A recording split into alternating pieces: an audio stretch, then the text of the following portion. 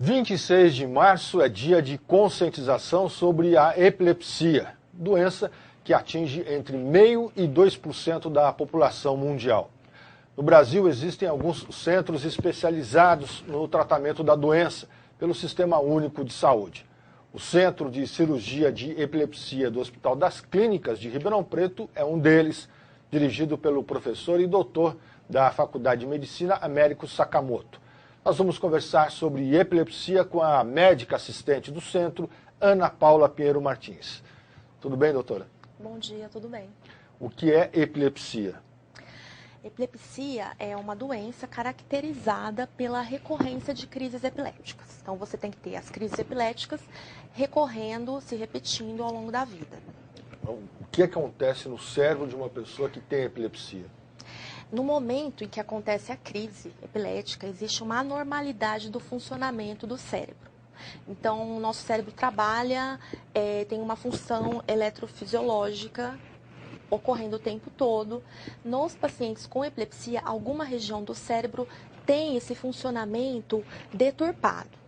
E ocorre o quê? Uma descarga elétrica hipersíncrona, e isso se traduz por uma anormalidade no funcionamento daquele grupo de neurônios, e nós temos então uma manifestação clínica, que vai depender da região do cérebro que é afetada.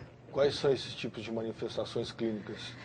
Você pode ter uma manifestação clínica motora, o paciente começa a ter contrações no braço, ou então, quando a crise começa rapidamente e envolve as duas metades do cérebro, os dois hemisférios cerebrais, você tem uma convulsão, a crise que é popularmente conhecida como convulsão. Muitas pessoas acham que é a única crise epilética que existe. Quando você tem em alguma área que envolve memória ou comportamento, o paciente pode só ter uma parada de comportamento. Algumas vezes as pessoas nem percebem que ele está tendo crise epilética, para de falar ou começa a fazer alguns movimentos com a mão, com os lábios e perde a consciência. Bom, é comum a gente associar mesmo a epilepsia à convulsão. Sim. A senhora está dizendo que não é só a convulsão, há outros tipos de epilepsia. Sim. Então existem graus de epilepsia, da mais leve ou a mais grave? Na verdade, nós temos tipos de epilepsia e tipos de crises. Temos as crises focais, eu dei o exemplo aí daquela que se caracteriza por uma manifestação motora, ou contração da face, ou do braço, por exemplo, ou do comportamento. E as crises que já começam já se traduzem pela dita convulsão, que é a crise generalizada, tônico-clônica generalizada. Não dá para a gente fazer essa gradação do mais leve para o mais intenso ou mais grave. Todas são muito graves. Um paciente que tem várias crises com alteração de comportamento discreta durante o dia, ele tem um prejuízo no seu trabalho, nas funções cognitivas. Se é uma criança que tem dificuldade para aprender. Então, assim, é claro que a crise tônico-clônica generalizada, aquela convulsão, ela predispõe a mais ferimentos, porque o paciente cai, ele se machuca, ele pode ter até fraturas durante a queda e durante a própria crise. Mas todas elas são graves. E as crises que começam focais, por exemplo, com uma manifestação motora localizada ou só uma alteração de comportamento, elas podem evoluir, a crise se propaga no cérebro e evoluem para dita convulsão, para a crise tônico-clônica generalizada. Então, nesse caso, nesse em que a pessoa apenas faz uma contração do braço, a senhora está dizendo que ela pode evoluir para algo mais grave. Sim. Ela tratada naquele momento em que há apenas a contração do braço, ela evita esse agravamento? Sim, a pessoa que está adequadamente tratada, tomando medicação, a principal forma de tratamento são as drogas antiepilépticas, nós temos várias delas. Ela, é claro, o objetivo das medicações é evitar que as crises ocorram. Então, se ela está tratada, o nosso objetivo é que ela não tenha mais crises. E algumas pessoas assim, começam a tratar e param de ter a generalização a princípio e depois param de ter, inclusive, as crises. A maior parte das pessoas. Qual é a origem da epilepsia? A origem, você fala causa? Causa da epilepsia. Nós temos várias causas. Algumas são geneticamente determinadas, são hereditárias.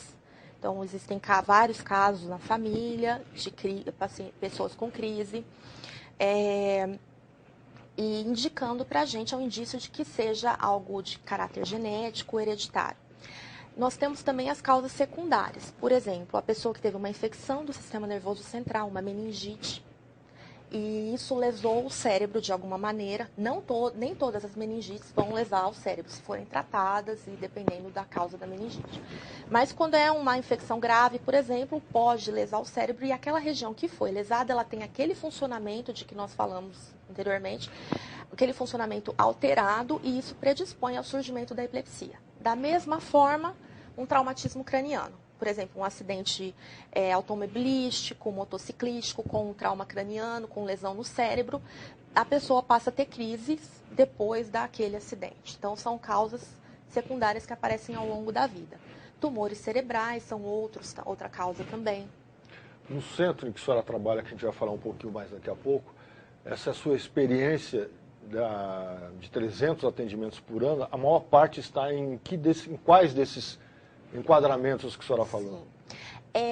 No CIREP, no Centro de Cirurgia de Epilepsia de Ribeirão Preto, o que nós tratamos? Nós objetivamos tratar as epilepsias de difícil controle. Ou seja, aquelas epilepsias em que, apesar de termos tentado todas as medicações disponíveis, as pessoas ainda continuam tendo crise. Nesses casos, existe a possibilidade de tratamento cirúrgico. Mas, para que seja feito o tratamento cirúrgico, nós temos que fazer essa avaliação pré-cirúrgica no CIREP. E com relação a quais vão para esse tipo, é a menor parte, felizmente, das pessoas com epilepsia que tem essa epilepsia mais grave. Nós podemos dizer cerca de 10% que vão para esse caso. A cirurgia. A grande maioria das pessoas, 70% delas, elas nem precisam chegar nesse ponto de ter que fazer uma investigação mais prolongada, registrar a crise, enfocando aí o tratamento cirúrgico. Elas são controladas com medicamento. Aproximadamente 30% delas têm uma epilepsia mais difícil, de difícil controle, e aí cerca de 15, 10% delas, para esse percentual de 10 a 15% é indicado o tratamento cirúrgico. Mas desses 300 casos, do mais leve ao mais grave, se eu posso chamar assim. Sim, pode ser. O que é a maior parte? É hereditário? É um acidente? É uma lesão? É um tumor? O que mais provoca a epilepsia? O centro, ele atende criança e adulto. É diferente, as causas entre crianças e adultos são um pouco diferentes. Nos adultos, a causa mais comum é a epilepsia do lobo temporal.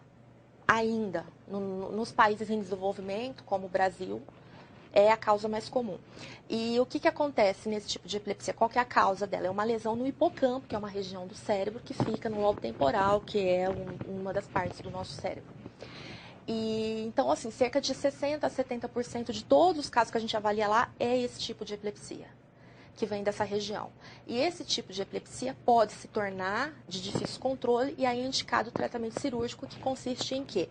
A gente retirar essa região que está doente. Então, essa é a principal causa, mas nós temos outras causas, lesões como sequelas de infecções de sistema nervoso central, malformações do cérebro, que podem ter um caráter hereditário ou acontecerem por alguma intercorrência durante a gestação, tumores do sistema nervoso central. Então, nós temos várias causas lá. De adulto, a principal, ainda hoje, é essa do lobo temporal que eu te falei. Deixa sequela a doença? A doença pode deixar, sim, porque a recorrência de crises, aquela área, ela já é anormal, a área que gera a crise epilética. A recorrência de crises pode começar a lesar ainda mais aquela área que já é comprometida e outras áreas cerebrais. Ocorre morte dos neurônios durante crises repetidas, durante crises generalizadas, como as convulsões, prolongadas. Quanto mais é prolongada a crise, mais é o dano cerebral. E aí nós podemos ter comprometimento, por exemplo, de memória. Nesse caso da epilepsia mais comum que eu falei do lobo temporal, como ela envolve uma área de memória, as pessoas ao longo do tempo vão tendo mais dificuldade de registrar memórias do dia a dia mesmo, ficam muito esquecidas, assim, digamos assim. E, então tem esse prejuízo cognitivo mesmo. A senhora disse que o centro atende criança e adulto. Sim. Com criança, a partir de que idade que ela começa a ter... Desde o epilepsia? nascimento. Já ao nascer? Já ao nascer. Na verdade, tem relatos de crianças com crise intraútero já. Então, assim, nós temos crianças lá que têm crise desde o primeiro dia de vida. Então, assim, é uma doença que ela comete todas as faixas etárias. Na verdade, existe uma concentração maior na infância e nos pacientes idosos.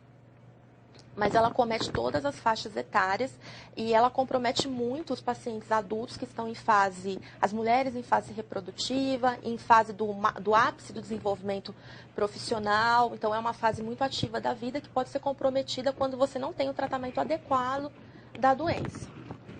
A senhora disse já que existe o tratamento medicamentoso e o outro é a cirurgia nos casos mais complicados. Sim, nos casos que não respondem à medicação. Qual é o resultado nos dois casos, tanto no medicamento quanto no cirúrgico? Qual é o resultado que uma pessoa tem ao ser tratada por um remédio ou ser tratada através da cirurgia? Como eu disse... Posso falar em cura? Cura é complicado. Você fala em controle. Você pode ter um controle muito grande com o tratamento. Voltando no início da sua pergunta, cerca de 70% de todos os pacientes do mundo com epilepsia, eles vão ser controlados com medicação. Geralmente a primeira medicação tentada ou a segunda e o paciente fica livre de crises, certo?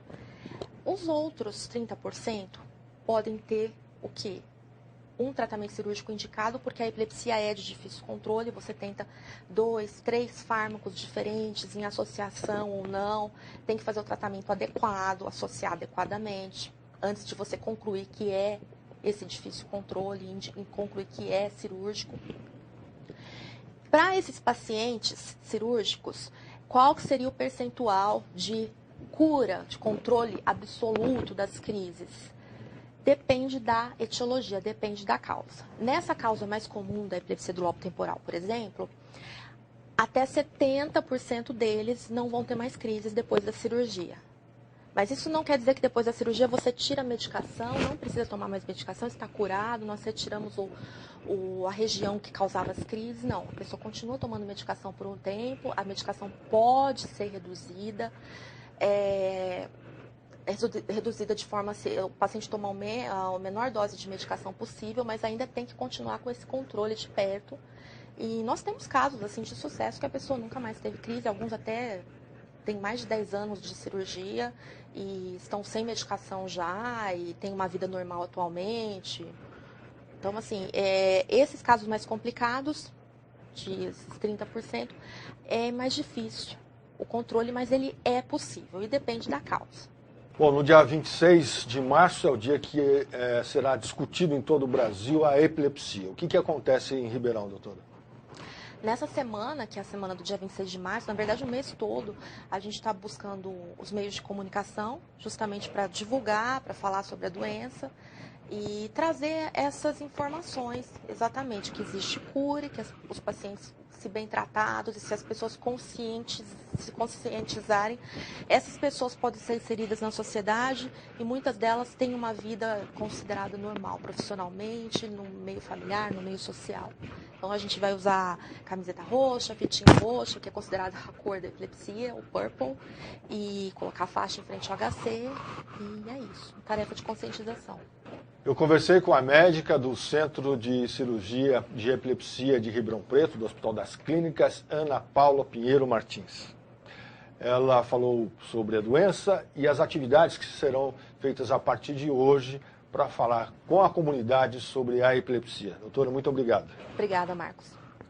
A TV do Complexo de Saúde da Faculdade de Medicina de Ribeirão Preto, do Hospital das Clínicas e da FAEPA fica por aqui. Obrigado pela sua atenção. Até o próximo programa.